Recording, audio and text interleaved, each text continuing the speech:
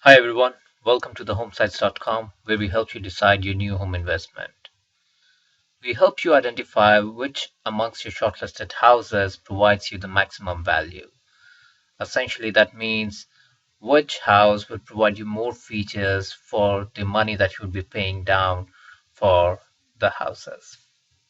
So let's take a quick look at our proprietary tool and RVI, relative value indicator tool. Out here, I've gone ahead and started this process. There are three easy steps. First, you weigh in the importance of 10 key home features. So we looked at all the various aspects of home buying, and we have bucketed the key parameters into 10 broad categories. So you decide how important are these 10 categories. So for example, neighborhood, it's pretty important to you in case you are looking for a specific kind of a school district. What kind of house type and quality are you okay with? Maybe bedrooms, you can be okay with a 3 or 4 bedroom house. Bathroom, you're not so particular about. Family room, you're not so particular about. Parking, maybe you would say that it's fine, I can live with the street parking, etc. So you decide what is important amongst those 10 key parameters, and then you select two houses. These two houses are just for demo purposes. I have no idea if these are on the market, or what is their situation. um, so we have a house out here in Wheaton. There's another house out here in Glen Ellen, and then you rank these two houses amongst on those key parameters. And out here, then you might run down and see that, okay, bathrooms are not so great out here in this house, and this house does better on that aspect. Basement, again, you can rank this one lower and this one higher. And so you get the idea that you go ahead and rank those two houses on these 10 key parameters. I've entered some broad commercials out here. So only the top five are the ones which are mandatory. Everything else can resolve to default values in case you don't have those. So out here, I've chosen the Wheaton house property at about $500,000, and the Glen Ellen at about $550,000. And I've filled out some other information, what is the expected mortgage rate, etc.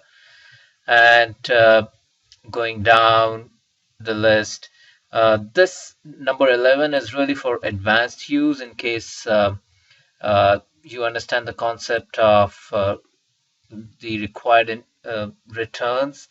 Specifically, if you look at return on equity, this number 11 is really an equivalent of that out here, but you can leave it blank. I've filled in a 5% required return per annum out here.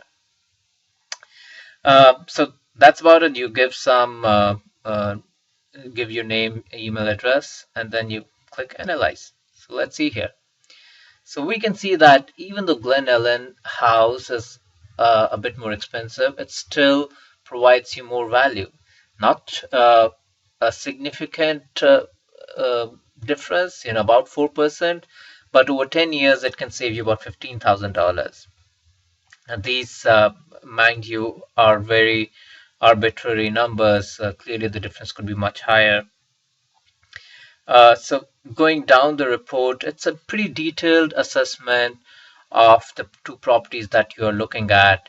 It shows you that how the relative value index ranks Glen Ellen property higher. You can see that a lot of this difference is coming out because Glen Ellen property has more features.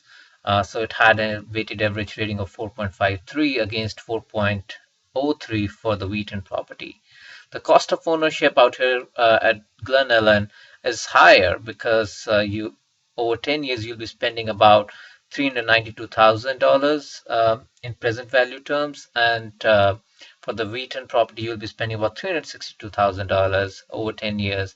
But if you were to go ahead and find a similar property, which the Glen Ellen houses, the Wheaton property has you paying more for the kind of features that you are getting in the Wheaton property. Um, so if you were to do like a cost per feature kind of an analysis, the cost of ownership uh, is going to be higher at Wheaton. In terms of the recurring monthly costs, you can see that you spend about $4,100 in monthly cost at Glen Ellen property, about $3,800, and Wheaton. A lot of that difference is coming from the mortgage payments.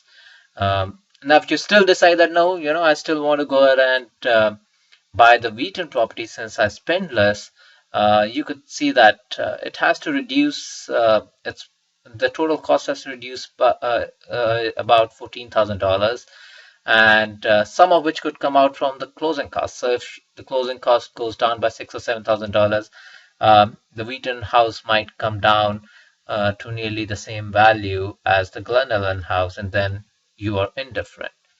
So just a few minutes of your time can give you a lot of information um, and an independent assessment about the house that really offers you more value and could be your next home. Thanks for watching.